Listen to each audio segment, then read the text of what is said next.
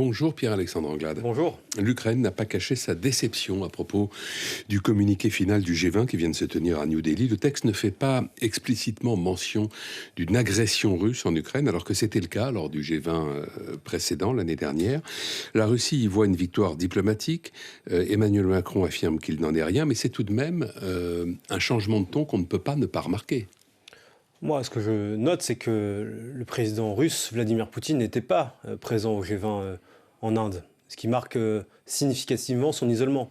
Et ce que je note également, c'est que le président chinois n'y était pas non plus. Oui, c'est son choix, mais ce que je note également, c'est que le communiqué final rappelle la Charte des Nations Unies qui précise spécifiquement qu'on ne peut pas violer l'intégrité territoriale et la souveraineté d'un État, faisant référence explicitement, au fond, à ce qui se passe aujourd'hui en Ukraine, à la guerre d'agression menée par la Russie. Et donc moi, je lis dans ce communiqué une condamnation très claire de cette guerre menée par la Fédération de Russie.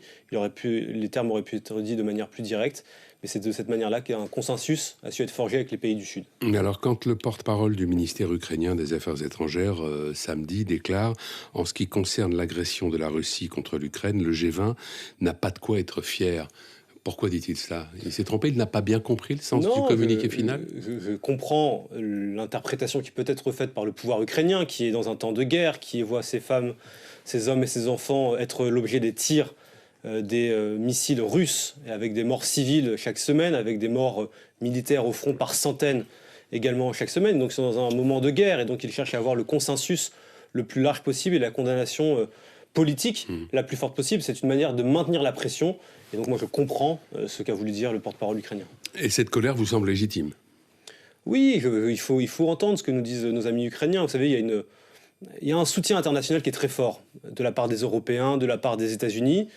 Il y a une autre partie du monde qui peut voir les choses différemment, qui peut considérer que cette guerre est lointaine, qu'elle ne les concerne pas directement. Or, cette guerre, elle concerne l'ensemble de la planète, parce que c'est un État qui en agresse un autre, qui viole un territoire souverain, en violation la plus totale des principes de la Charte des principes fondamentaux des Nations Unies. Et donc c'est normal que les Ukrainiens cherchent, à travers ces déclarations, à maintenir la pression politique pour que le soutien reste. L'autre fait marquant de ce G20, c'est l'entrée de l'Union africaine dans ce club très restreint qu'est le G20. Qu'est-ce que cela peut changer, selon vous, dans le fonctionnement et peut-être dans la nature des futurs débats du G20?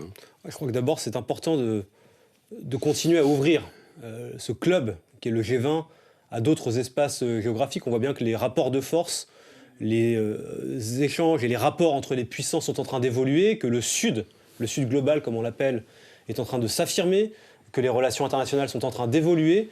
Et c'est important, je crois, de pouvoir voir les États africains à la table du G20, compte tenu de la place croissante que ce continent est amené à prendre sur la scène internationale. C'est un continent jeune, qui a une croissance économique potentielle extrêmement importante.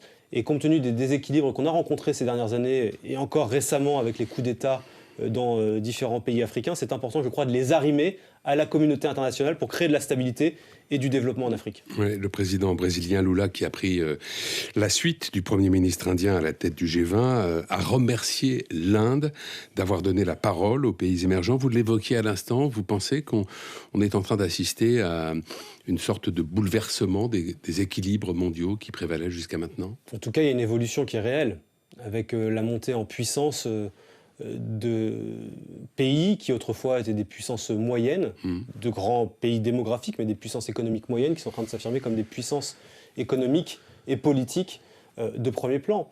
Et c'est important que le G20 puisse les intégrer, puisse être un lieu de débat et de consensus et de compromis avec des espaces géographiques qui parfois ne perçoivent pas le monde et ses difficultés de la même manière. Et donc le G20 n'a peut-être pas été satisfaisant sur tous les points, mais ce que je note, c'est qu'à la fin, il y a un long communiqué final de 35 pages qui permet d'avancer sur les grands enjeux internationaux, économiques, financiers, climatiques, même s'il faut faire beaucoup plus, c'est le président de la République. Mais personne n'est vraiment satisfait des conclusions sur le climat non plus. Effectivement, mais c'est pour ça qu'il faut continuer à se parler. Oui.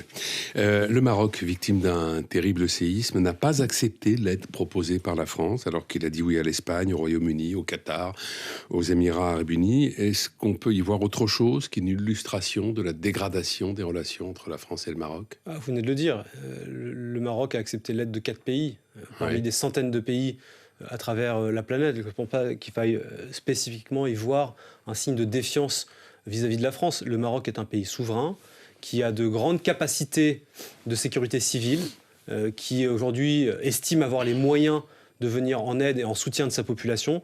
Et moi, je ne doute pas que le moment venu, la France sera au rendez-vous pour venir aider les Marocaines et les Marocains à reconstruire le pays et apporter une aide nécessaire. Hier, la ministre des Affaires étrangères, Catherine Colonna, a annoncé avoir débloqué 5 millions d'euros pour venir en aide de la société civile marocaine, notamment à travers les ONG françaises, marocaines et internationales. Il y a des ONG françaises qui opèrent sur le territoire marocain, et la solidarité entre les citoyens, les franco-marocains, les Français, est déjà extrêmement importante.